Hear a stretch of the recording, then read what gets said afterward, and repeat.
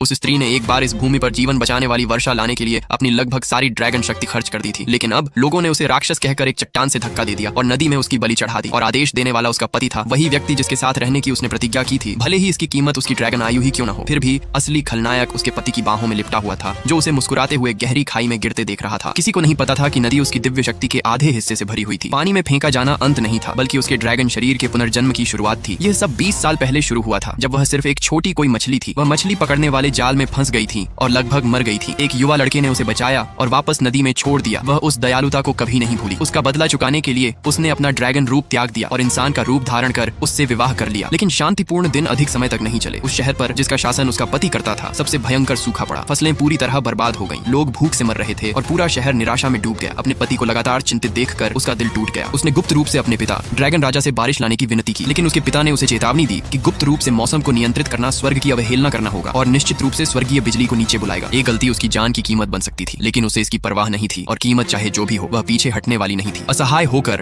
Dragon राजा ने अपनी साधना का बलिदान दिया और उसे बचाने के लिए उसे एक ड्रैगन मोती में बदल दिया। वह उसे बार बार चेतावनी देता रहा कि इंसानों के दिल सबसे अधिक चंचल होते हैं। एक इंसान और ड्रैगन के बीच प्रेम निश्चित रूप से स्वर्गीय दंड को आमंत्रित करता है। और एक बार उसका असली रूप सामने आ गया तो जिस व्यक्ति पर वह सबसे अधिक भरोसा करती है, वही उसे चोट पहुंचाने वाला पहला व्यक्ति हो सकता है। उस स्त्री ने इसे बिल्कुल भी गंभीरता से नहीं लिया। उसे बिल्कुल भी पता नहीं था कि यह भयंकर सूखा प्राकृतिक आपदा नहीं, बल्कि एक सावधानी पूर्वक रचा गया षड्यंत्र था। उसके पति के करीब रहने वाली षड्यंत्रकारी स्त्री उसके पद और उसके दिल दोनों को हथियाने की योजना बना रही थी। उसके पिता ने गुप्त रूप से एक राक्षस के साथ मिली भगत की थी और सूखे का इस्तेमाल दहशत पैदा करने के लिए करने की योजना बनाई थी। फिर वे मासूम बच्चों की बलि देंगे और लोगों की नाराजगी का इस्तेमाल करके राक्षस को और भी शक्तिशाली बनाएंगे।